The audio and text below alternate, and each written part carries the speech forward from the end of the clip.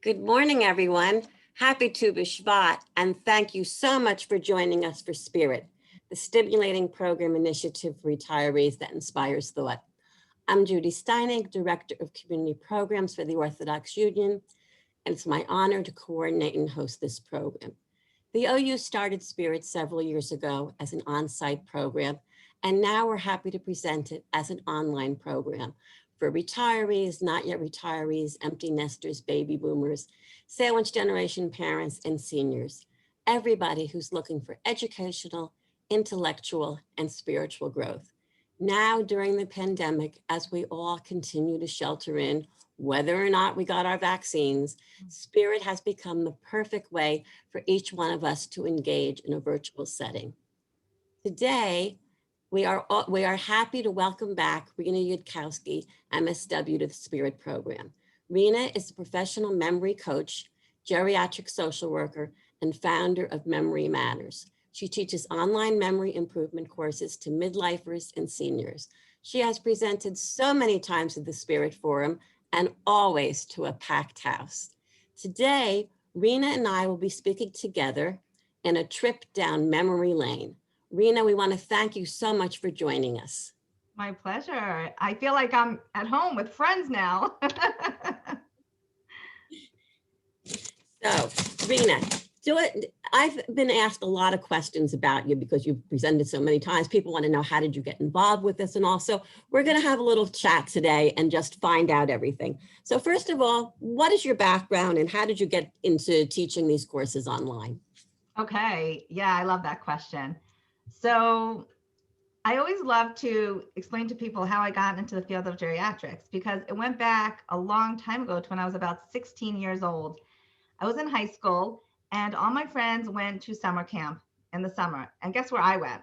I went to the nursing home to volunteer. Wow. Now, I don't know why that first time I went, that I don't remember actually. But once I did, I was sold on it.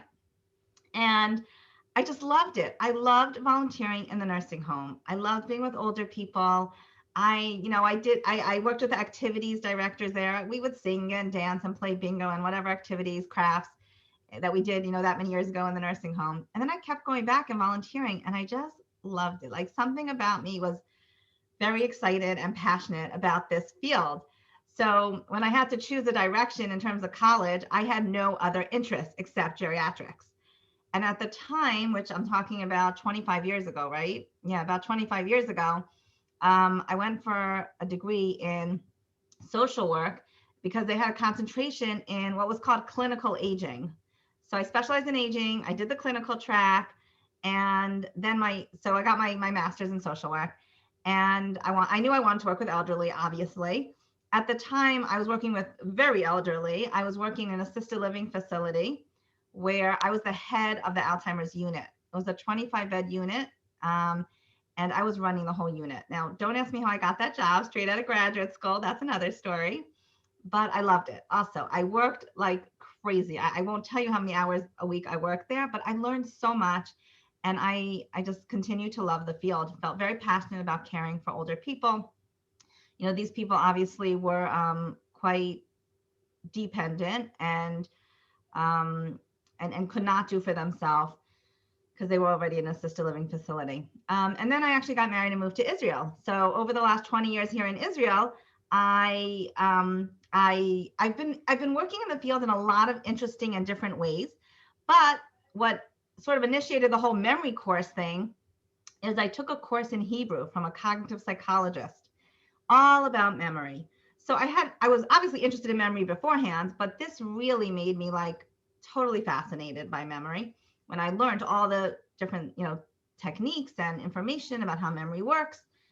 So after I took that course in Hebrew, I was working for an organization here in Israel, which many of you might be familiar with. It's called Milabev, and they have community clubs for the elderly all over Israel. And some of them are memory care, some are just regular, and they have in different languages. They have in Hebrew, English, Russian, I think. I think now they might have a French one. Anyway, I was working at the time there, and my boss said, Rena, could you give over 1 hour of that course in English to our volunteers and friends of Milabev? And I did. And they asked me a few times to give lectures about memory in English. So I did. And then I decided, I really could do this. I really could do this. I researched it some more. I went and got some of the books from all the memory champions, all these people that could recite, 1,000 numbers after pi and all these ridiculous memory tricks. And I read those books and I watched the webinars and I put together my own course that I was very excited to teach. And I taught for what was then Milabev. Now it's changed its venue several times. It was called the Geriatric Institute of Shari Tzedek, and then it was the Geriatric Institute of Yad Sarah. So I taught the full 18-hour course there many times live. This was over the past many years. And then I decided, then some private groups in different cities organized it. So I've taught this course live in at least 4 cities over Israel, many times in Yerushalayim. And it's very well received. I get great feedback. People love it. But then I decided if I go online, I could reach so many more people, right? I could sit here in Ramat Beit Shemesh and talk to, I think we have people here from 22 states and many, many countries. 32 states? Oh, we're up to 32 states and many, many countries. So I can reach so many more people and I can help so many more people, which is ultimately my goal, because this is a very hot topic and an issue that a lot of people struggle with. So I started doing that digital platform thing before COVID, but then COVID hit in March. And guess where all of us found ourselves? Right here in front of our computers on Zoom, looking for programs that are going to stimulate our minds, because we all understand that that's a very important piece, especially when we're isolated and we're not, socially stimulated and we don't have as much going on and we can't go out as much. So it's a really important piece of our healthy aging, I would say, brain health. So I've been working hard for the months before to get it online, but when COVID hit, it sort of said, okay, Rena, you got to do this. You got to just get it out there because people are waiting for this.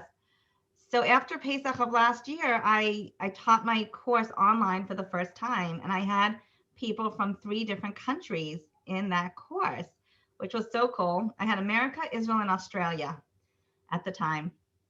And since then, I keep putting more stuff online and making it accessible to more people. And people love it. I'm getting really, really good feedback, Baruch Hashem. And thank you to the OU that has made this an amazing platform for me to reach a lot more people. Well, we are so happy that we can provide that, and for everybody that joins us each time. What do you? I'm sure there's so much that you get nachas from, but what do you enjoy most about this work? Okay, so first of all, I love teaching adults. I love teaching people that are motivated, and I love being able to help people with something that they're so worried about. Like, people come to me and they are very concerned about getting dementia. Many people have cared for a parent or a grandparent with dementia, and they're just gripped by the fear of ending up like that. They're also worried about whatever little memory issues they're having or big memory issues they're having, and they don't know if it's normal or not. And they don't know where to turn. Like, either they want to just ignore it and deny it, right?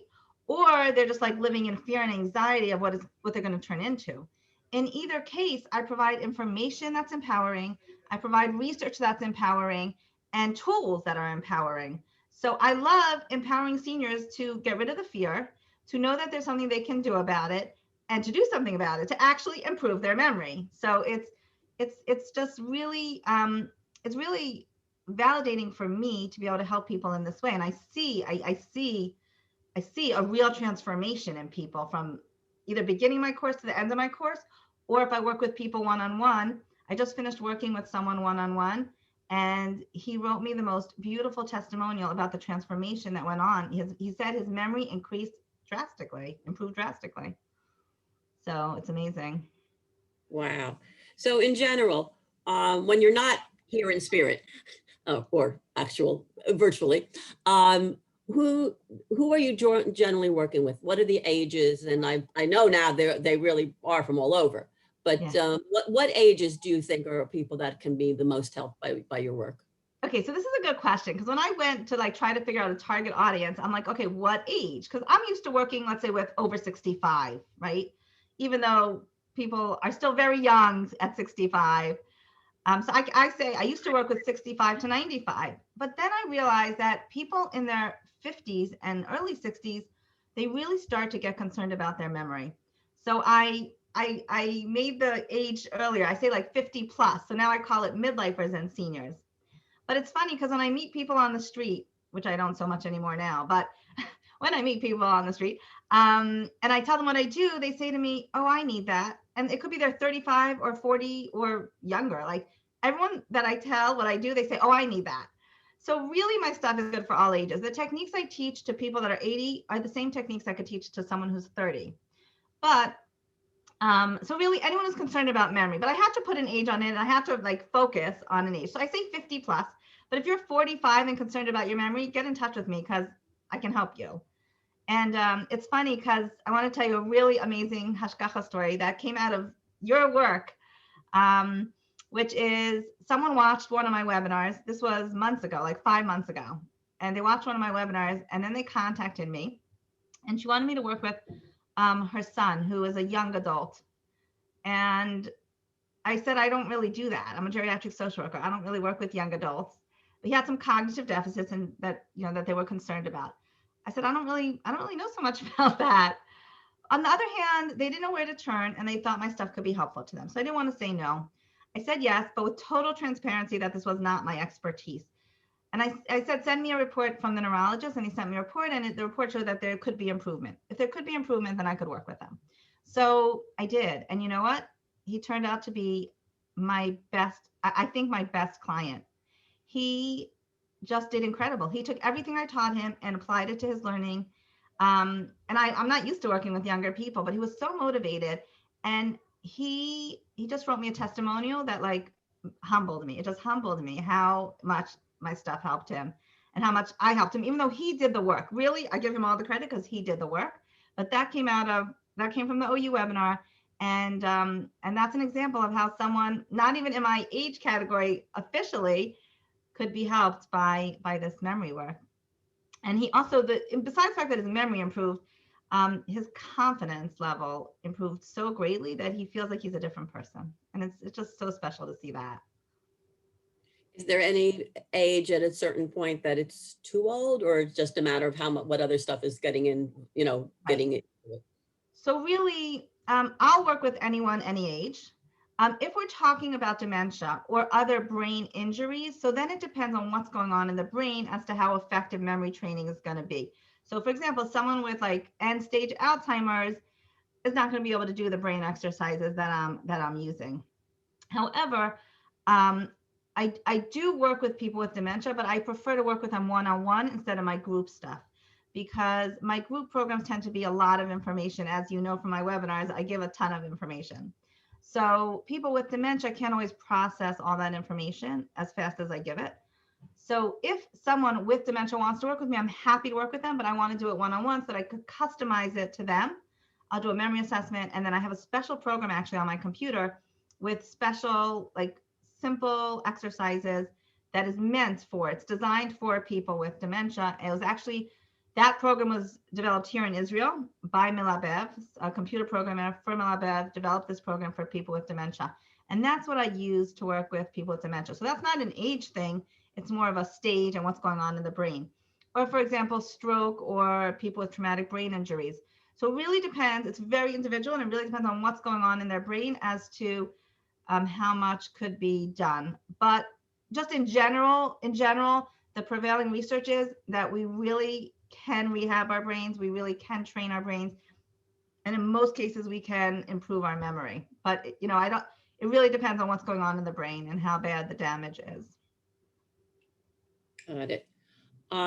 So when people come to you, or what types of services can you offer? I assume it depends on the person's individual needs. Or yeah. So if someone is worried about whether they're normal or not, I'm happy to do a private, confidential memory assessment, and then I could tell them whether there's something to worry about or not. And if I think they really do need a doctor, I'll refer them on to a neurologist or a memory doctor or a geriatric doctor that can help them.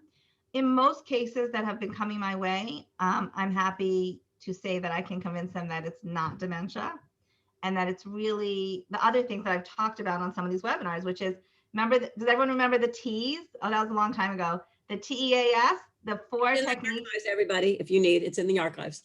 Right, it's in the archives. All my webinars are in the archives, and I assume some of you have, at least some of you have seen that one. It was the T's, the 4 techniques for focus, right? To help us focus. The TEAS, I'll review them if you want, just to jog your memory. The T is one task at a time. The E is environment, building a conducive environment to focusing and remembering. The A is automatically, not to do things automatically, but to pay attention to what you're doing. And S is senses. Use as many senses as you can to encode that memory in long-term memory. So, for example, the T's, that's very helpful to a lot of people that are having issues with what they're calling memory, but I usually can convince them that it's their focus and attention. And people find that their memory improves when they actually pay attention to what they're doing. So that's one example. You asked me what else I offer. So the memory assessments, the courses, I offer a full 12-week course, which I have offered once. I'm going to do again. I'm not sure if we're going to do that before Pesach or after Pesach. And that's live. I am insisting on doing it live because I like to do the coaching that goes along with that. And we do it in small groups. And I actually have some people on here who have done my course, I see, which is exciting. And last time I did this was right before January 1st, right? I believe it was December 31st. Yeah, it was December 31st. And at that point, I offered something called Remembership. And so many of you, the smart ones, took me up on it and joined Remembership. And I know there are people here on my Remembership list because I looked at the participant list. And they're really enjoying it. And the fun thing about that is that it's not live. So, some people love live stuff and some people like pre-recorded. So they're pre-recorded videos, short videos you get once a week with a brain exercise, super fun, super flexible. And people are loving that. And I've been doing coaching calls along with that once a month. So several of the people from the OU have joined that and they're really enjoying it. And so we have a lot of members in Remembership, and that's still available. You can go onto my website, that's still available. And basically it's like a short version of my course. My course is like the full thing. I sort of shortened it into, Remembership, which is a 3-month membership. And I just made that super practical because I know people don't have time for all the, all the background stuff. They just want like, what's going to help my memory right now, right? So that's what Remembership does. Mm-hmm. So in general, when you work with people really all over the place, I wanted to ask you, so in general, what kind of results are you seeing from people? Okay, so really good ones. For the most part, people are saying that they can focus better, which leads to better memory. They can remember. In my course, I teach names, numbers, and lists of items. So I think I told this story, but I'll tell it again. One lady said, for 10 years, she's been trying to remember her husband's cell phone number, and she can't remember it. And in my course, I taught her that in a couple minutes, like really in a couple minutes as a group. We helped her remember her husband's cell phone number. We did the techniques. After I taught the techniques for numbers, we practiced. I let her practice it in front of the group. And the next week she said, Rena, I am eternally grateful to you because now I've been trying for 10 years and now I have it. I have my husband's cell phone number. So it could be as simple as something like that, but it's huge because she was so frustrated that she could not remember her husband's cell phone number. So it's taking away that frustration. It's taking away the anxiety, the fear. I had one lady do my course who had a brain injury when she was 25 and now she's 65 and she had a mother with Alzheimer's. So she was super worried and anxious about her brain. But you know what? After the whole course, it just totally calmed her down. And it helped her realize that there's just so much that she can do. Rena, I just want to interrupt that somebody just put in the chat how you helped her with one class 20 forward and back. She had some kind of an accident and she said her memory is getting better. So yay. I'm so excited. Okay, I'm so excited. Somebody else is asking, can you repeat the mnemonic, the T's? Can you just repeat the different things? Because she wanted to write it down. Again, that is in the archives, but you can watch the webinar in the archives. I think that's also on my website. I think I left that one on my website, but yes, T's, the acronym T's, like herbal teas, TEAS. T stands for one task at a time. E is build a conducive environment, an environment where that you get rid of disruption. So you're not being disrupted every 2 seconds. A is automatically. Don't do things automatically. Don't throw your keys down when you come into your house. Either have a set place for it, or we talked about some techniques, which I'll remind you because this is the super practical part. Here's some practical tools. So let's say you're misplacing your stuff a lot, which happens, is very common.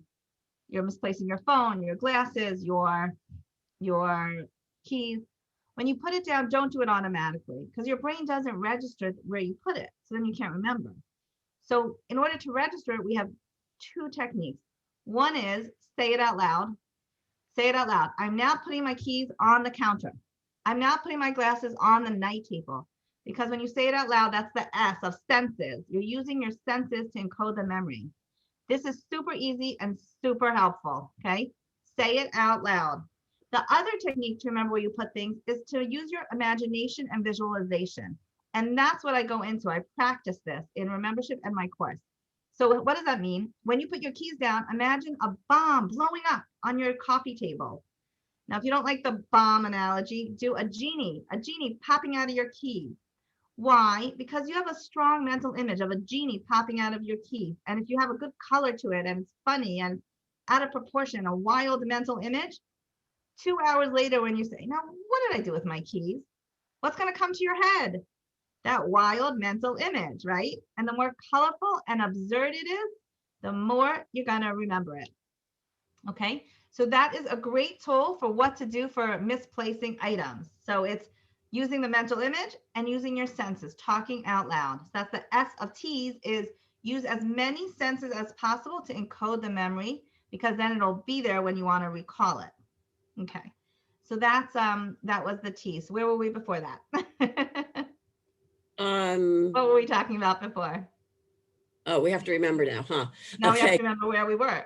We were talking about results from work. Results, right? Okay.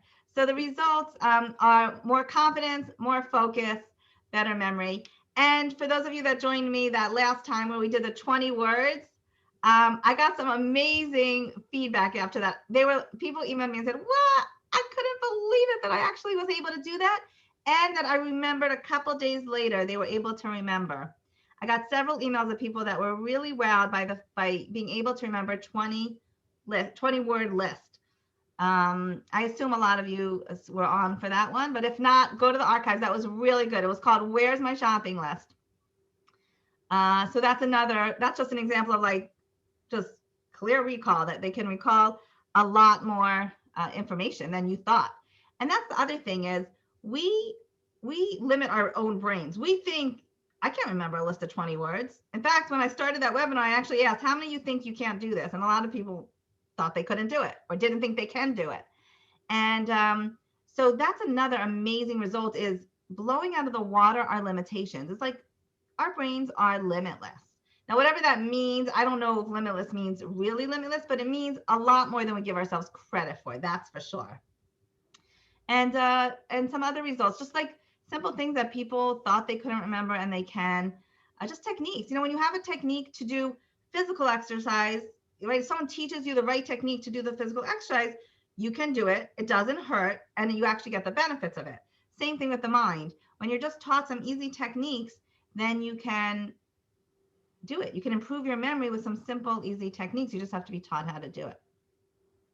So those are some of the results: increased confidence, increased focus, increased memory, and decreased fear. The decreased fear is the important part.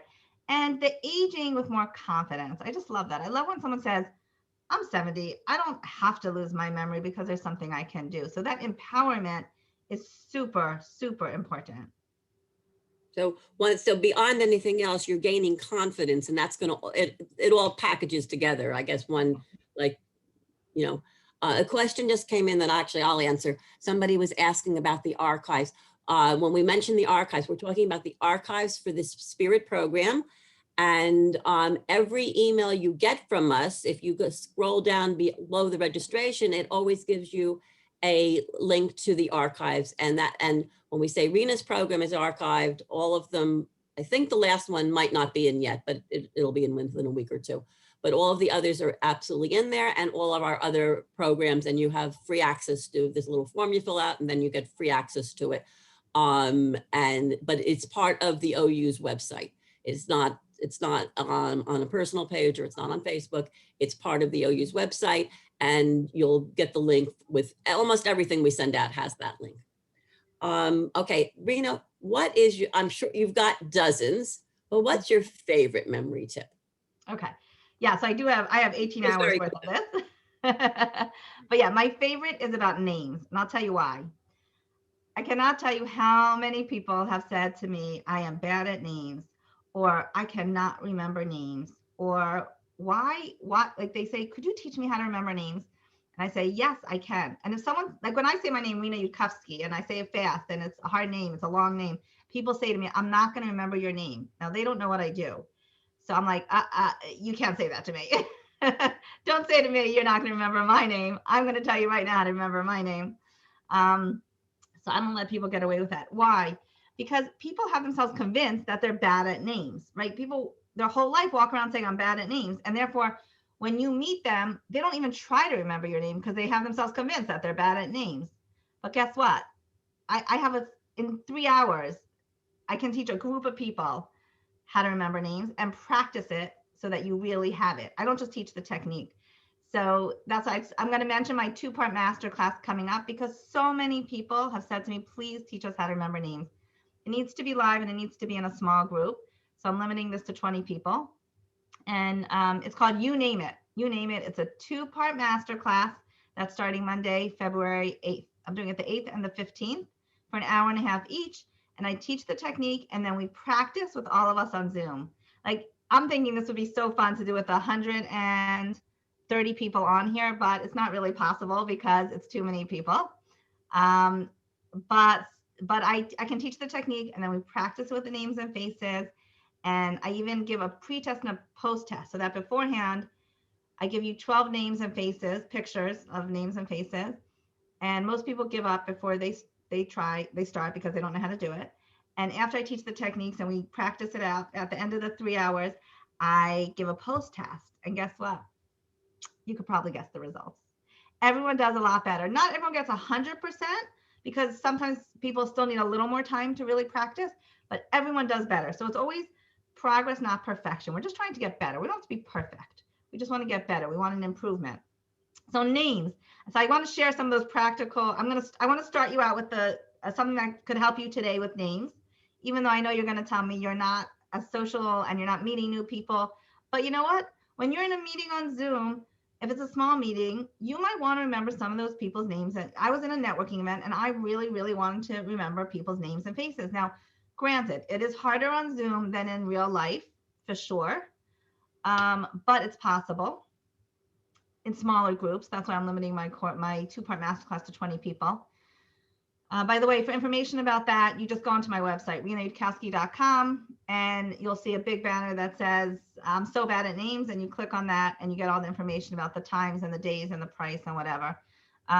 But that's the reason I'm doing it. Website is also in the emails you've been getting. So you don't have to remember it. It'll be right there. It's my name, renayudkowsky.com. It's as easy as that. So I want to give you the beginning tip of how to remember names. And for the rest of it, you're going to join me for You Name It. But this is going to help you right now, okay? This is going to help you for between 25 to 50% of the names that you want to remember. Ready? Actually, I'm going to give you 2 tips. The first is you need to care to remember it, okay? It has to be important enough to you. So if you meet someone and you don't care about their name, you're not going to remember it. But if you really want to and you care to, then you're going to make an intention to remember it. That intention, when I meet someone new, I always say to myself, I want to remember their name. That intention alone helps you remember it. So now it's not in one ear and out the other, because you're making an intention to remember it. Now, what do? First of all, if you listen to my tease stuff and you focus, you're going to look that person in the eye and you're going to be present with them. You're not going to let any internal or external distractions stop you from remembering the name. Because what happens? You meet someone, they say their name, and your phone goes off, or their phone goes off. Or let's say you're standing in a shopping center. People are walking around and you're looking at other people. So those are internal or external. Internal distractions are your brain thinking about a lot of different things. So we're not going to let any of those internal or external distractions stop us because we're being present with that person. We care for their name. We're making an intention to remember their name, and you're being present with them. So you're looking at them and you're paying attention only to them. And when they say their name quickly the first time and you don't even hear it, you're going to ask them to repeat it because you can't remember something that you didn't hear, right? If I mumble my name, you can't remember that. You didn't even hear it. So you have to hear it. That's very, very important. A lot of times you're going to tell me you forgot the name, but you didn't forget it. You didn't even hear it in the first place. So you're going to comment on the name. Oh, if it's a name you never heard, that's a pretty name. What does that mean? Or if it's a hard name to spell, you might say, how do you spell that? And you're going to repeat the name back to them. So if I say my name is Rena Yudkowsky, you're going to say, hi, Rena, where are you from? And I'm going to say, I'm originally from Baltimore, but I live in Ramat Beit Shemesh. Rena, how far, let's say you're meeting me in the center here. How far away do you live, Rena? And I'll tell you where I live. And then at the end, we might talk a little more. And then you're going to say, it was so nice to meet you, Rena. You just said my name 4 times. That alone is going to help with 25 to 50% of the names. Why? Any of you that took my T's class know why. Because you're saying it out loud. You're using your auditory senses. You're hearing yourself say it. So just like we use that to lock our door, remember we used our auditory sense to remember that we locked our door, turned off the pot, or that we took our medicines. For those of you that saw that one, remember that? I'm reminding you. So we're going to use it here too. So you're going to comment about the name. It might be like, oh, that's my mother's name, or that's my sister's name, or that's my daughter's name, or how do you spell it, or what does that mean?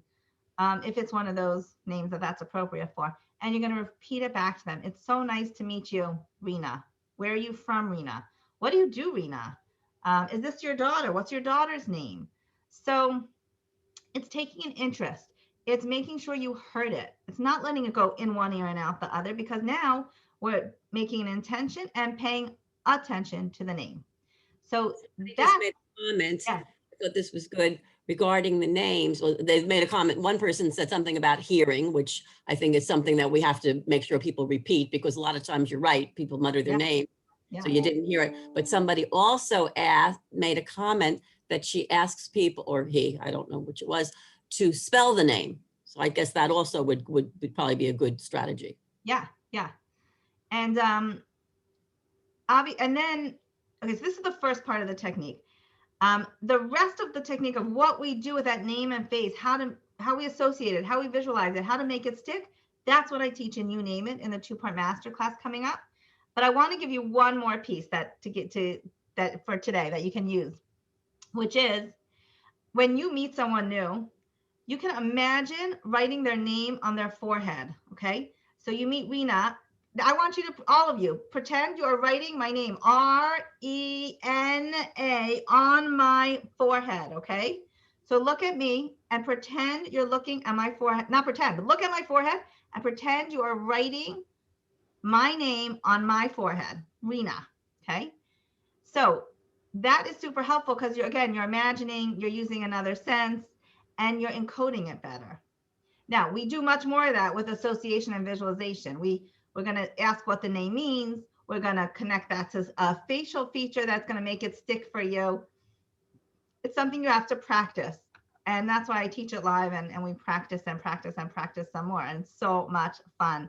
And by the way, the technique I teach can work for all names and faces. So if you tell me, no, but I have a really hard Yiddish or Polish name, the technique I teach can be used for any name in any language. Let's go the other way, Rena. Okay, so you run into somebody on the street, and I'll tell you a strategy that somebody gave me that they used. You run into some miscellaneous person in the days when we actually run into people on the street, and you know they look familiar. And of course, they know exactly who you are. That always is the one, and you're trying to figure out, where did you meet them? So somebody told me that what she would do when she would run into some miscellaneous person, she would try to imagine, is it a doctor? And she'd put imagine a white coat on them, a teacher, put a blackboard, whatever it is. And hopefully that would, spur them on to, some way of knowing. Is that a technique? Yeah. That was Amazing. somebody's instinct to do that. Yes, yes, yes. You're doing the same technique. You're using your imagination, or you're connecting something you know about them to them, which is all part of that. Yes, I thought you were going to ask me something else. I thought you were going to ask me that the techniques that I'm teaching are for new people. But what if you meet someone who you really should know their name because you've known them for a long time, and then you're really embarrassed because you can't come up with their name? So what should you do? Okay, here's what you do. Has that happened? I won't ask, but I'm sure it's happened to people on here, because it happens to all of us. That It their happened to the name, 128 people. It's definitely happened to me on more than one occasion. it's like, I'm supposed to know this person. Why isn't her name coming to me, right? So we call that a senior moment. And it's and this does happen as we get older, the name recall thing, which is why that my name class is so popular. Okay, so how are we going to recall a name that we know already? So because the technique that I just taught you is for encoding it properly the first time or when you meet them. But now you're really supposed to know this person. You've known them for many years. You're supposed to know their name, but it's not coming to you. Or maybe it's on the tip of your tongue and you can't like get it out. So the first thing you do is take a few deep breaths. Okay, don't panic. A few deep breaths. Because why? We need oxygen to the brain. We need to get oxygen to the brain to do the recall thing. Okay, so that's the first step. The next thing you could do, you really could say to them, your name slipped me, just remind me what your name is. Okay, you could say that. And most probably they'll understand because they probably have gone through the same embarrassing moment at some point in their life, right? So you could say, your name's it's just not coming to me right this second. Could you remind me? If you feel comfortable doing that, you could. Otherwise, another trick you could do is in your head, go through the ABC or the Aleph Beis and say A, B, C, D. Devorah. Like sometimes going through the alphabet will trigger that memory.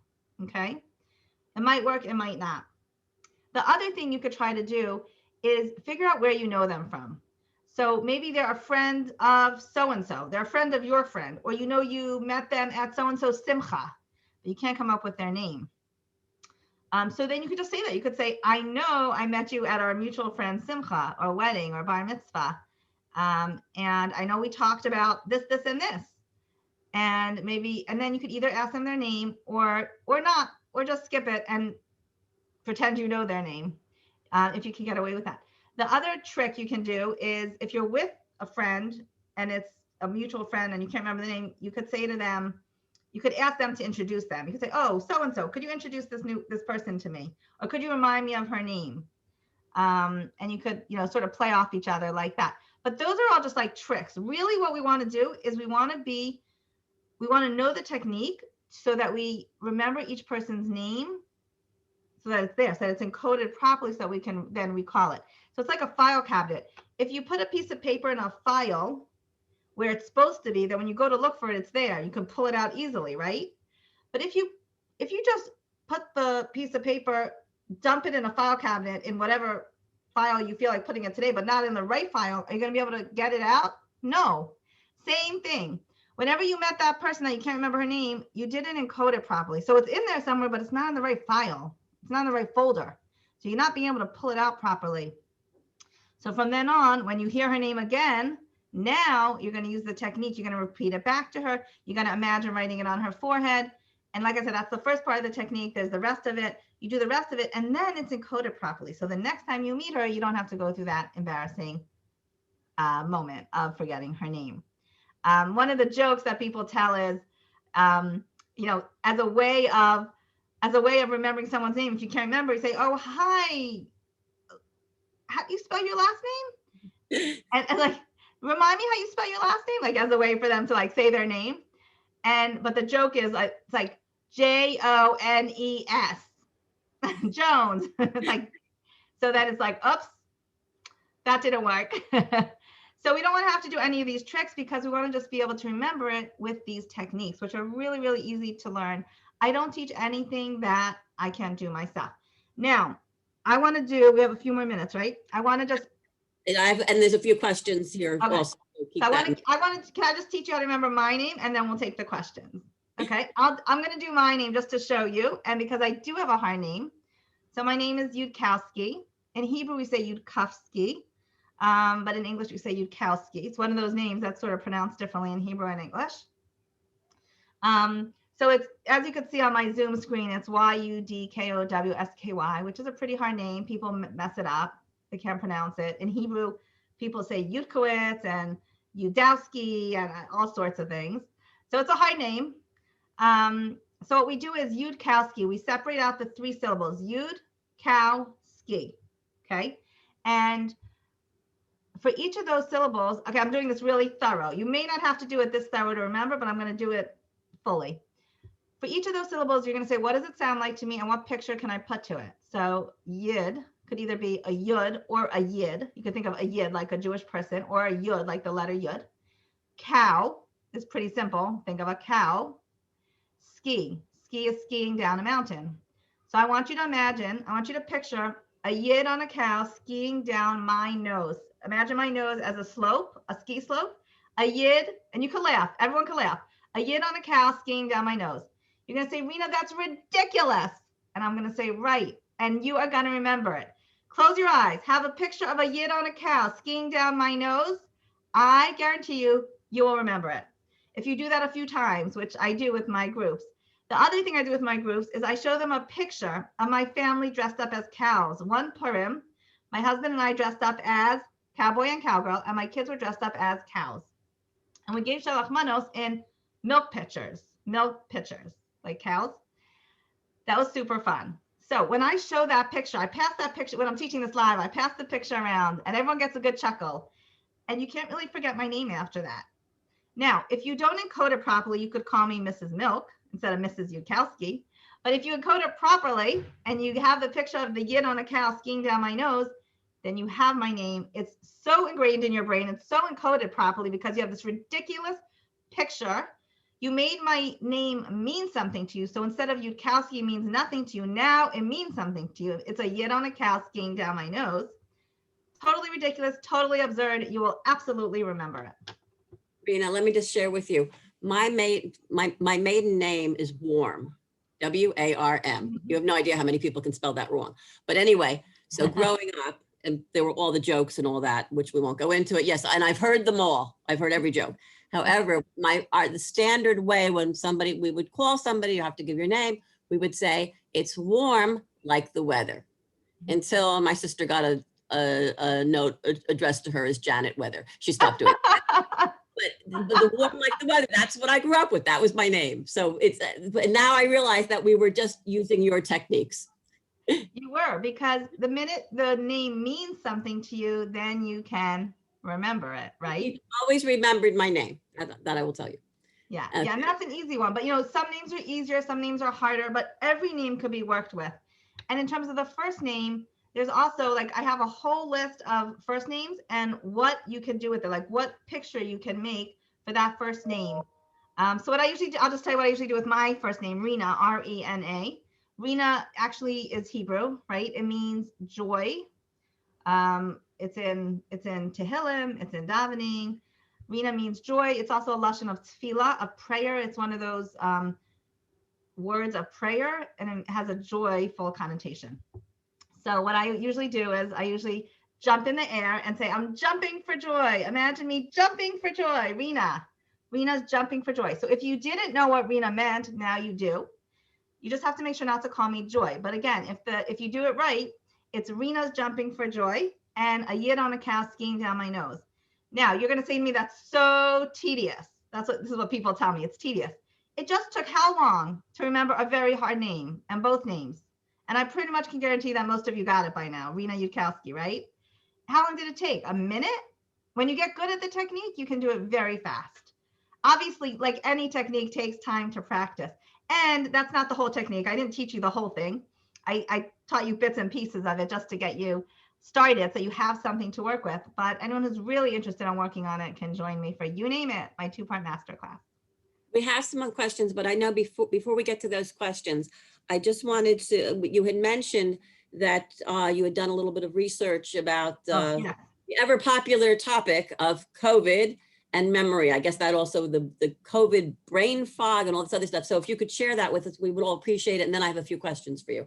that have Yes, come in. thank you for reminding me about that, because Judy and I had talked about this, that maybe people would be interested in hearing a little bit about COVID and brain fog. So I have been hearing about this from people, and I'll tell you what I discovered. Well, the first thing I discovered is that we know nothing. We don't understand this from beginning to end. If you haven't figured that out yet, we don't understand COVID, okay? Having said that, I will tell you what some neurologists are saying, or speculating, I should say. So a lot of people after having COVID, even months later, are complaining of brain fog, memory issues, word recall, focus and concentration things, all the stuff I deal with. So people are complaining about, they're calling it COVID brain fog. And it seems to be like either lasting or even like not just when they have COVID, but they're experiencing that as a long-term effect, like over a couple months. So the question is why is that happening?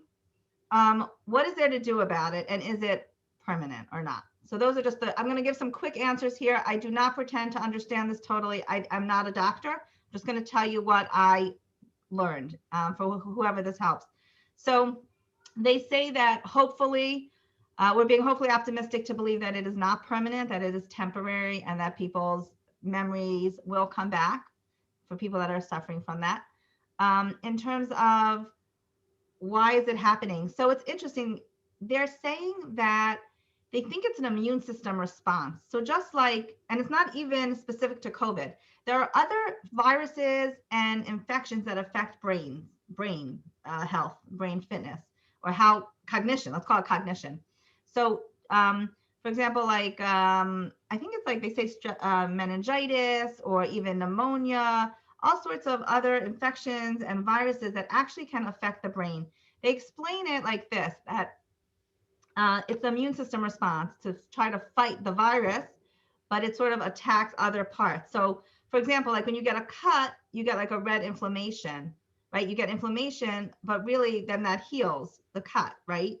So inflammation is almost like an immune system response to a virus or infection.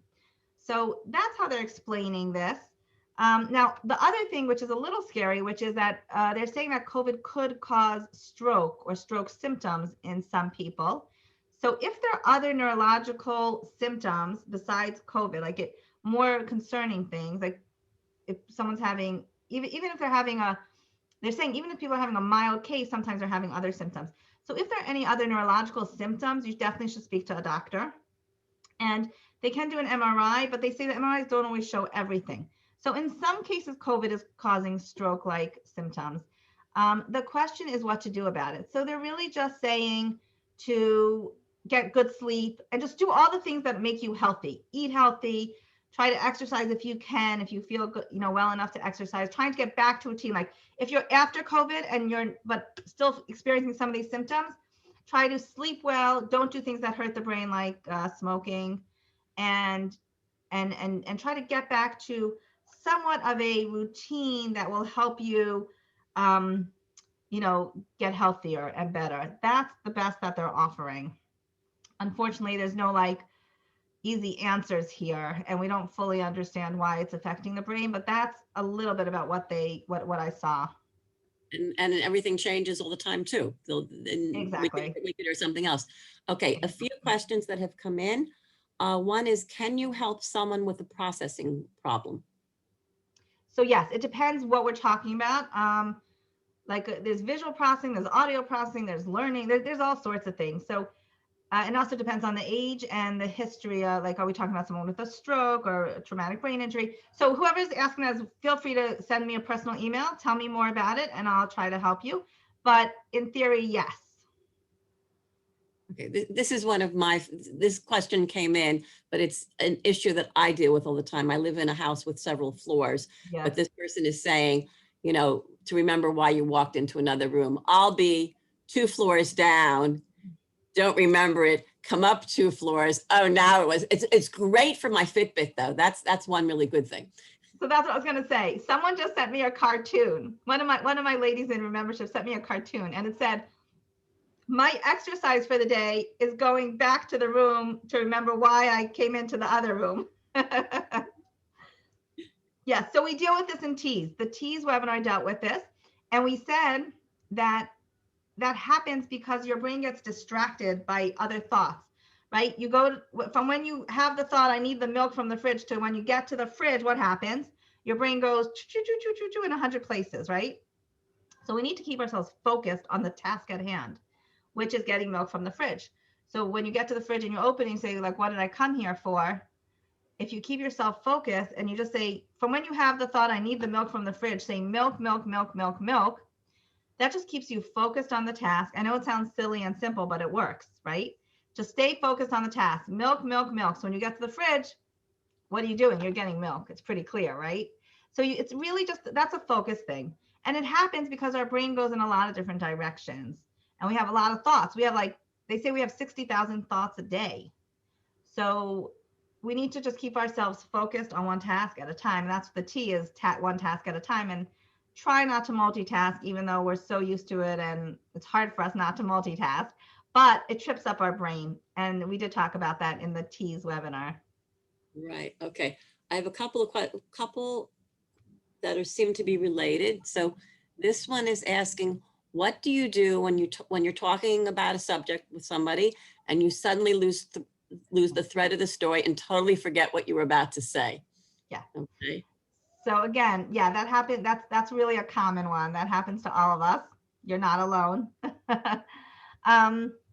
Again, I believe that that's usually because we're internal distractions. Again, I'm thinking, but my brain is thinking about a couple other things.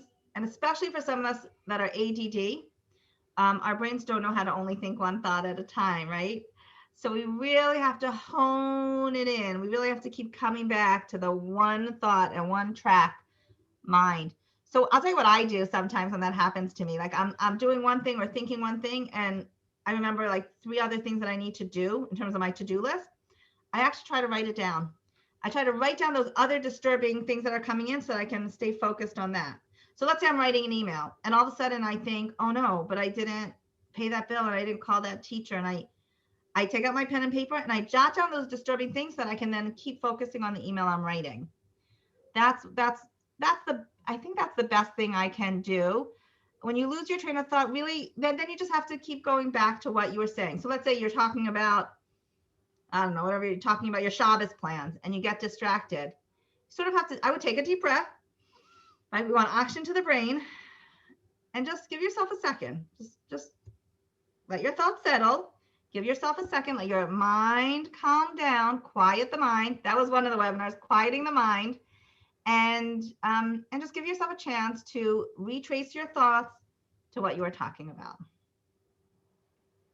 Okay. Now the one, somebody asked about something which I think you did cover before in a previous webinar, how that being sure that you locked the door behind you. You did that, right? We did. And I would refer you back to that TEAS webinar, the TEAS, which we did. It was actually called Memory Matters Part 1 and Memory Matters Part 2. It was the first 2 webinars I did for you, because I looked that up today. That we did the TEAS, and there was a handout that goes along with that. If you can't find it, send me an email, Rena@RenaYudkowsky.com. Now you all know my name really well, so you can remember my website without needing to write it down. It's Rena@RenaYudkowsky.com. And if you can't find the PDF, I have a great PDF that goes along with that. I'll send it to you. Whoever asked that question, email me, Rena@RenaYudkowsky.com. Okay, I think we've covered everything and we're almost out of time. So I think it was nice to hear more about your background and to get some of the little strategies along the way. So I thought this was really wonderful. I hope everybody agrees with me. You'll be getting the recording later on so you can review it, along with, of course, if you should forget Rena's website, it'll be in there as well. Of course, nobody will forget it. You're not forgetting it now, because it's Rena jumping for joy and a yid on a cow skiing down my nose. You cannot forget that anymore. RenaYudkowsky.com. You just have to spell it right. So you just have to, if you're remembering the cow, you just have to remember it's not with a C, it's with a K. That's the only tricky part about spelling my name. But you've been looking at it for the past hour on my screen, so hopefully you've gotten it. Judy, can I ask you one question before we finish? Sure, and then I'm going to give him some announcements next week. Yeah, what? Okay. What's your favorite tip that I've given over these webinars? I think the T's, because to me, that focus matter is something that I need to focus on. Yeah. And, that to me is the best. Although I think that they're all, the one with the shopping list, I thought that was also pretty cool. Yeah, yeah, It's something that I'm actually thinking about more. And I think that's the part, is because so many of us are, I know I am all over the place at all times. The Yeah. not multitasking. Okay, I should be doing that. And let me just tell you, Rena, last 2 weeks ago, I actually really messed up on Spirit, and I gave a disclaimer for it later. I was looking at something when I was wishing everybody a Chodesh Tov, and I thought ahead to Adar when it was obviously Shvat. And it was because and then when I apologized, I acknowledged you and gave you a shout out that I following your rules. So now That's we know funny. to do that, or at least to try. Anyway, thank you so much. This was so Thank much you. fun and so helpful to everybody. So I Thank want to remind everybody, of course, as I said before, you'll get the recording later, hopefully later on today. And with that recording always comes the registration for next week. And on Tuesday, we will be having a seminar on growth through trauma, how a challenging past becomes a brighter future. And this is from a social worker who works in OHEL, which has been, we have a wonderful relationship with the OU with OHEL Children's Services, Children and Family Services. So we will be getting that from Bacharab on Tuesday. And on Thursday, we haven't done this in a while, but we have another Rediscover and Relocate program. We have 2 women from 2 different communities in Florida, Delray Beach and Deerfield Beach. And I'll be giving a little bit of an interview with them to see what brought them there. If you have any questions, you can ask me in advance and we'll see if we can address them. So that will be next Thursday. So I just want to, again, thank Rena, thank everybody for joining us. Have a wonderful rest of Tu B'Shvat wherever you are in the world. Eat some fruits. Have a great day. Have a good Shabbos. Be safe. Be healthy. Rena, it's always a lot of fun and always lots of practical ideas. Thank you so much. Thank you so much. Thank you everyone for joining us today. Take care.